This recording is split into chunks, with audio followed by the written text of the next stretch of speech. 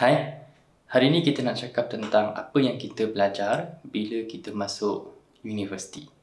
So, banyak orang bercakap kalau kita masuk universiti, apa yang kita akan dapat ialah ilmu yang kita belajar daripada kelas itu. Contoh kalau you belajar tentang ilmu sains, you akan dapat ilmu sains itu.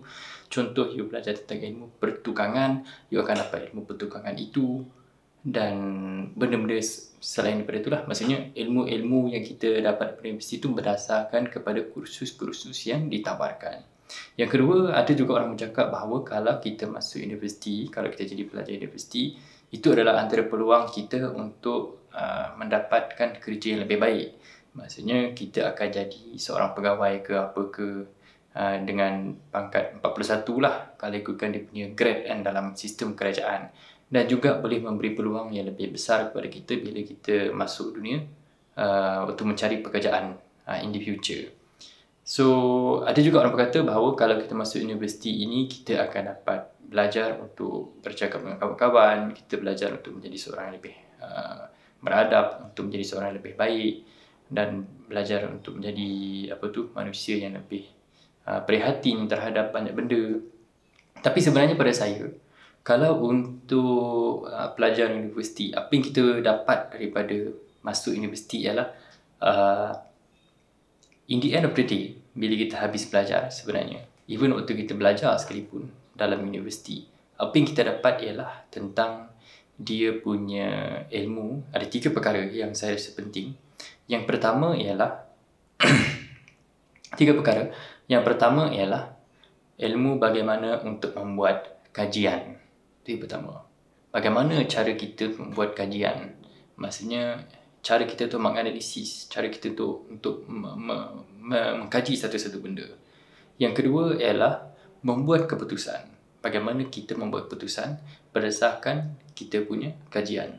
Dan yang ketiga ialah untuk menjadi pemimpin. Bagaimana kita akhirnya memimpin satu-satu komuniti ataupun masyarakat ataupun keluarga kita sendiri sekalipun. Okay, so 3 perkara ini saya rasa penting untuk seorang pelajar universiti bila dia masuk universiti dan bila dia keluar daripada universiti. Sebab saya rasa benda ini sukar untuk kita temui dalam bidang-bidang lain.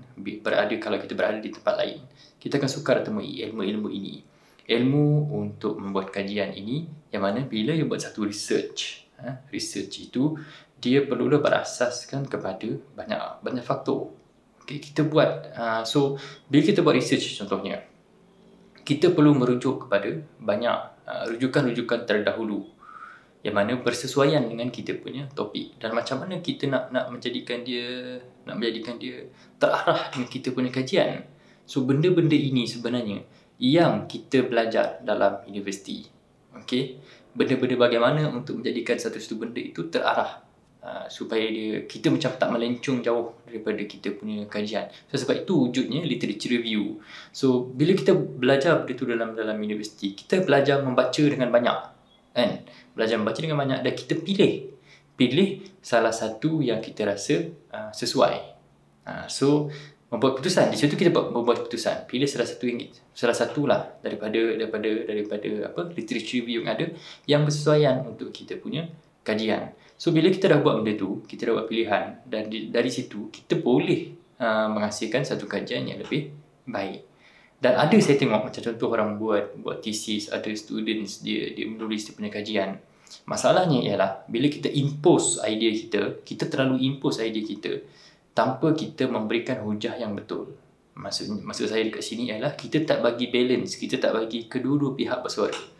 Contoh dalam literature review kita jumpa, literature review A kata begini, B kata tidak, kan? So kita kena letak dua-dua itu, kemudian baru kita buat satu pandangan sendiri yang mana bersesuaian dengan apa yang kita rasa boleh untuk kita gunakan untuk kita punya kajian. So benda itu yang kita cakap tadi, bagaimana untuk membuat keputusan, dan seterusnya method pun you kena betul, baru you boleh buat kajian yang betul. So contohlah method you sepatutnya untuk kajian ini you kena pakai kualitatif. Maksudnya you kena pakai benda-benda tidak melibatkan nombor dan sebagainya. numbering dan perkiraan ataupun statistik. Tetapi tiba-tiba dia pakai kuantitatif, kan? Matlamat dia tak akan tercapai sebab dia tak sesuai. Dia punya ni tidak sesuai berdasarkan dia punya kajian. So itu yang kita cakap tadi, membuat keputusan.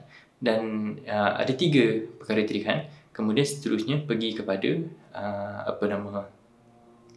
menjadi pemimpin. Macam mana bila you masuk dalam universiti, you memimpin satu-satu organisasi, satu-satu kelas, budak kelas. Bagaimana dalam budak kelas tu you tak boleh macam terlalu mengikut.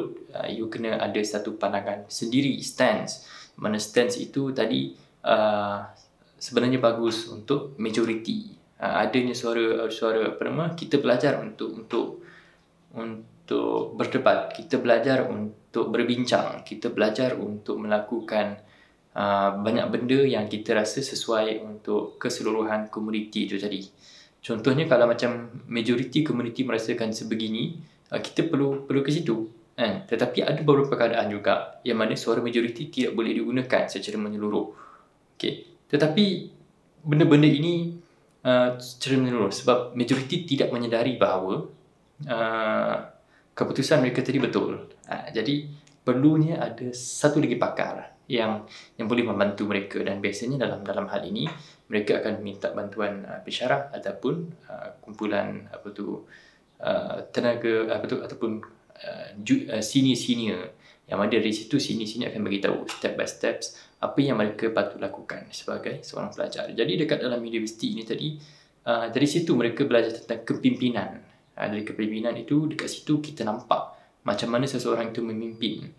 Okey, budak ni boleh ni jadi pemimpin ni sebab dia tahu macam mana untuk menyelesaikan masalah. Biasanya pemimpin yang bagus ini ialah seorang yang boleh menyelesaikan masalah. Mereka berani untuk menyelesaikan masalah dan juga faham apa yang dia punya anak buah inginkan. Dan bila dia ada ketiga-tiga ini, dia akan jadi seorang pelajar universiti yang sangat bagus.